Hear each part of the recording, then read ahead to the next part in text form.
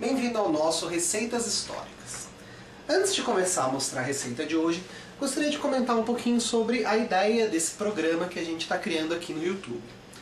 A ideia do programa Receitas Históricas não é nem a gente ter uma pesquisa, entre aspas, arqueológica para querer reproduzir com exatidão as receitas como elas eram nas épocas que elas foram criadas, e nem tampouco criar receitas que sejam simplesmente agradáveis aos dias de hoje. Eu não sou, por mais que eu adore cozinhar, eu não sou um cozinheiro nem nada do tipo, eu sou um professor de história. Então a ideia é mais ou menos a seguinte: a gente vai adaptar algumas receitas que existem já tradicionalmente em alguns povos que mantêm essas receitas até os dias de hoje, são receitas tradicionais, e outros que simplesmente não são mais usadas. Para tentar, com elementos possíveis da gente achar no nosso cotidiano, conseguir recuperar uma parte do sabor existente que povos comiam há 1000 anos, há 2000 anos atrás e assim por diante. A gente pode ver que o resultado nem sempre vai ser exatamente aquilo que a gente espera, que a gente está acostumado com o nosso tipo de paladar. Mas quem tem costume de provar comidas típicas de outros povos, mesmo dos dias de hoje, vai ver que nem sempre o nosso paladar é muito adaptado a outros, assim como há coisas da nossa culinária que pessoas de outros países poderiam achar meio estranha, com um gosto não muito adequado para eles. A nossa receita que a gente vai estar fazendo hoje é uma receita de carne, simulando aqui uma carne medieval. E aí a primeira coisa que já fica meio estranha, para o comum aqui dos brasileiros, é que é uma receita de carne doce. Era muito comum na Idade Média a gente ter a carne adocicada. Vocês já devem ter visto aquele porco com maçã na boca, que é típico aí de desenhos, de filmes antigos e tudo mais. Ela é uma receita de porco que leva mel e frutas. Então, portanto, é uma carne que fica adocicada. Para essa receita a gente vai precisar de meio quilo de lombo, 2 maçãs pequenas, 8 nozes, sal, 100 gramas de mel, meia taça de vinho e 2 colheres de azeite. Primeiro então a gente vai cortar as maçãs com cuidado para não pegar as sementes das maçãs junto. Não precisa tirar a casca. Depois disso a gente vai estar picando ela mais picada em pedacinhos.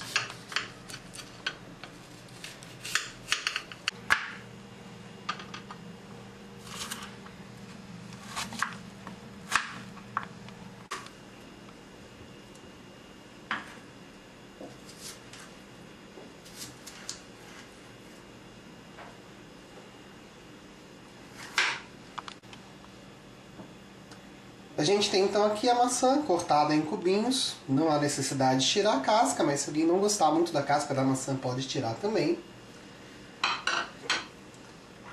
As nozes. As nozes, simplesmente o que a gente vai fazer é abrir cada uma delas e tirar a parte de dentro, como sempre, para se comer noz, né? Ninguém come noz com casca. E a gente vai separar e quebrar em pedacinhos essas nozes para serem usadas aqui na receita. A gente então quebra um pouquinho as nozes, para que não fiquem pedaços muito grandes e ela possa penetrar mais facilmente a carne.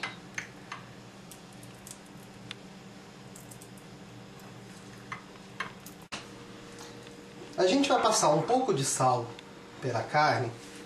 Embora em algumas receitas que a gente tenha da Idade Média, não tem lá muitas receitas, mas a gente tem coisas que não demonstrem muito uso de sal. Mesmo assim, parece meio insuportável imaginar uma carne sem sal pra gente hoje em dia. Não pode passar sal demais e evita usar alho.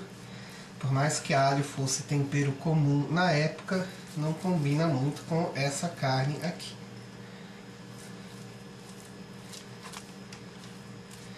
Já podemos colocar aqui a carne então na nossa vasilha, onde a gente vai pôr ela para assar.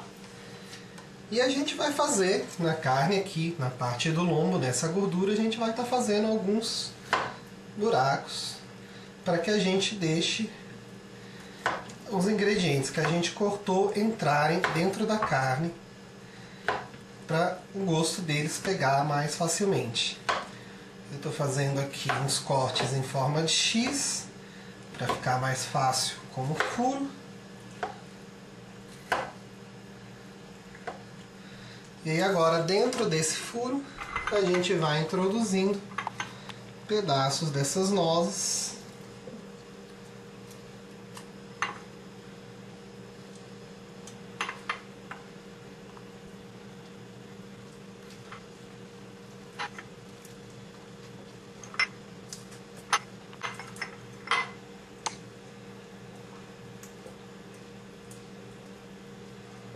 Quando tiver acabado isso daqui, a gente já pode agora regar a carne com os nossos outros ingredientes. Então, portanto, o azeite,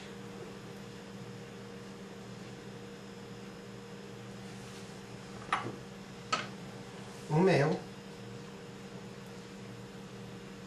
Aqui a ideia é não usar caro, mas usar mel mesmo.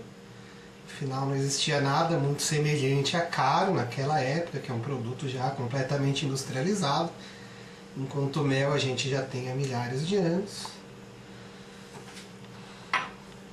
A gente coloca a maçã, rodeando a carne.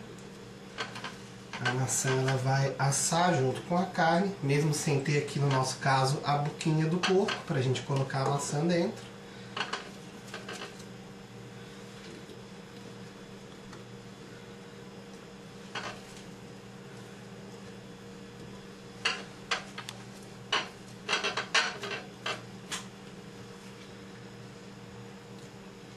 E colocamos em volta da maçã o nosso vinho.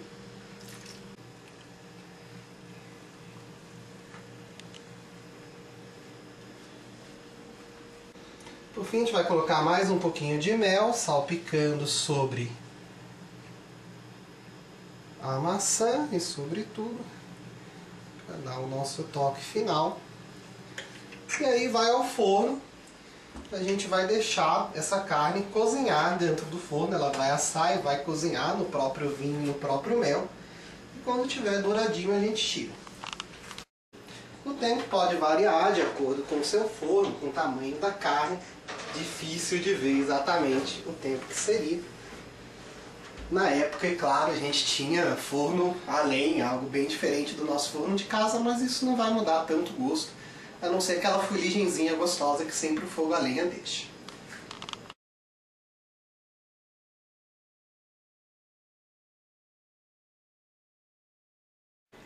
Depois de alguns minutos no forno, a gente precisa dar uma molhada na carne aqui em cima, tira, molha a parte de cima.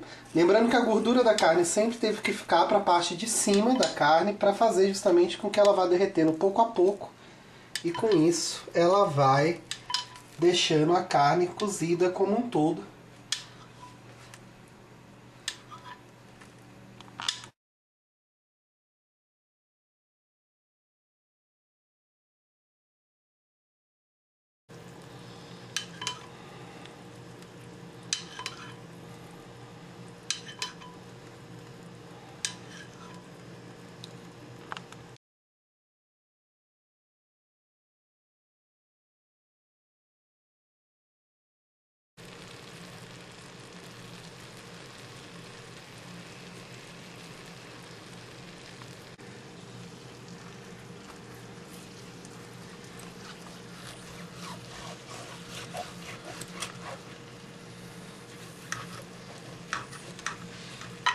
Vocês podem ver, prontinha, cozidinha por dentro. As nozes aqui no meio, fazendo companhia para a carne. E o nosso caldinho de maçãs prontinho. E agora vamos provar. Você hoje em dia pode juntar ela com arroz, alguma coisa do tipo, mas se você quiser ser bem real na parte histórica, você não vai poder misturar arroz, porque arroz era coisa da China, do Oriente, completamente inexistente na Europa. Você pode acompanhar com pão ou a carne pura, o que era o mais comum daquela época.